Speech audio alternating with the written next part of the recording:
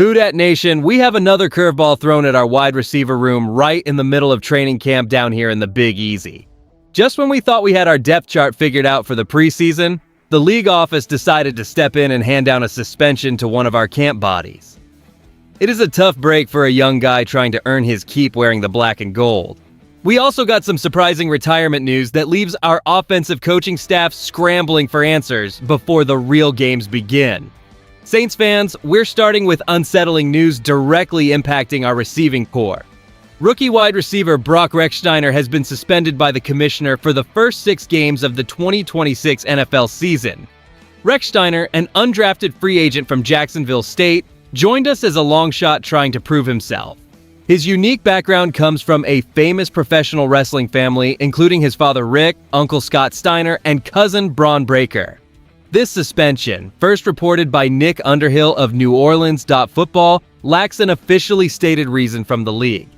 Brock can still participate in all preseason activities, including games against the Jaguars, Rams, and Cowboys. For an undrafted player, this critical month was already tough, and this suspension only makes his roster ascent significantly harder. As Saints fans, while Brock's absence isn't a top-tier blow, it's undeniably another shakeup to our receiving depth. Mason Tipton is still on the physically unable to perform list recovering from tibia surgery. Jalen Polk's sudden retirement on August 2nd was also a shock after missing all last season. The part fans are not ready for is how these mounting issues force head coach Kellen Moore to navigate an already thin receiver room.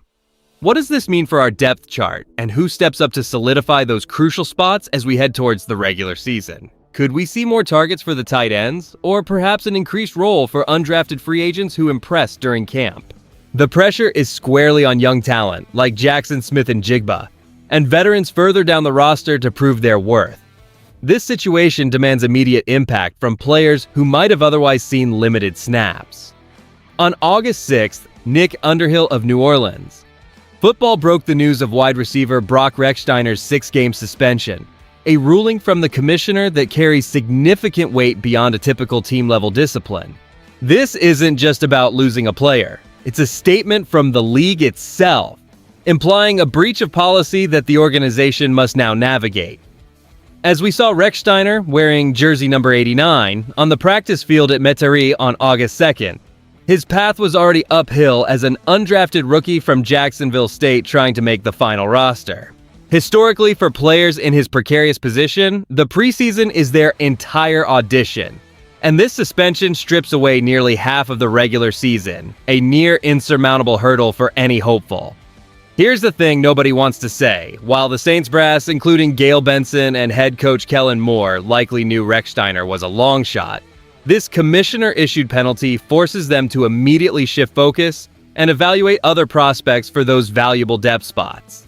The front office now must redouble efforts in the upcoming preseason contest against the Jacksonville Jaguars on August 15th, the Los Angeles Rams on August 22nd, and the Dallas Cowboys on August 28th. The pressure intensifies on every other receiver to seize this unexpected opportunity, knowing that the margin for error in securing a roster spot has tightened considerably, creating an urgent situation for players battling for their NFL careers. This situation also introduces a layer of scrutiny, given Rechsteiner's notable family ties to professional wrestling, including his father Rick, Uncle Scott Steiner, and cousin Braun Breaker.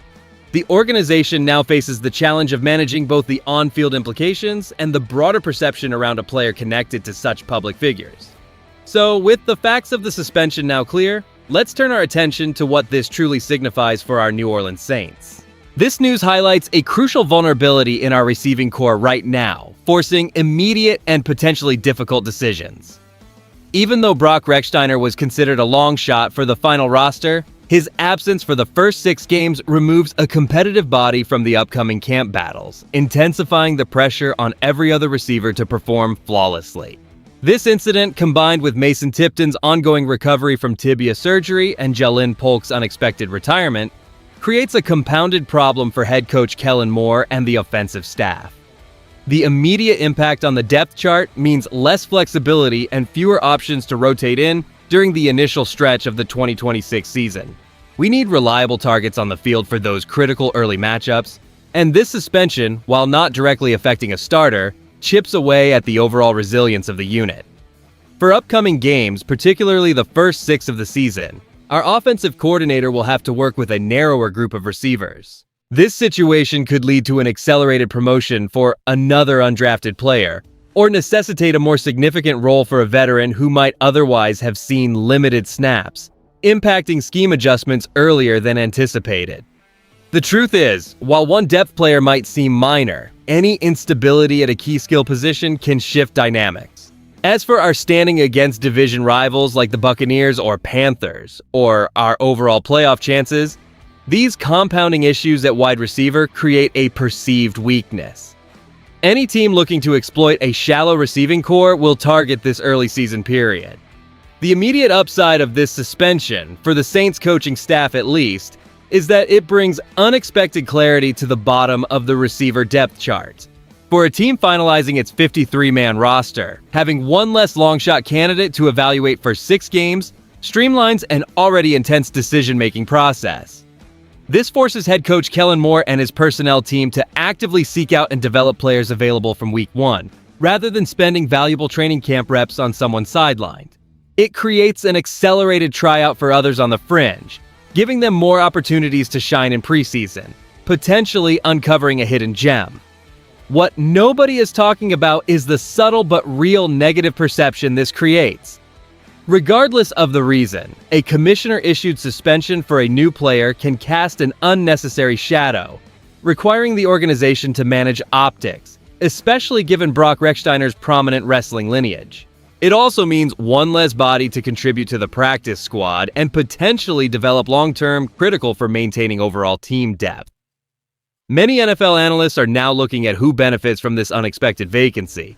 They're pointing to increased reps and more significant evaluation time for young talent like Jackson Smith-Njigba, and established veterans battling for crucial final roster spots. My honest take here is that while the immediate on-field impact of losing a rookie long shot is minimal, the real significance lies in how the Saints navigate the increased pressure on the other receivers.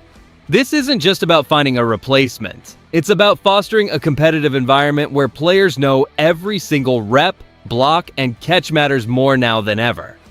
When we look at this situation with Brock Rechsteiner, it brings into sharp focus not just a single player's future, but the broader direction our Saints organization is charting for talent development over the next few seasons.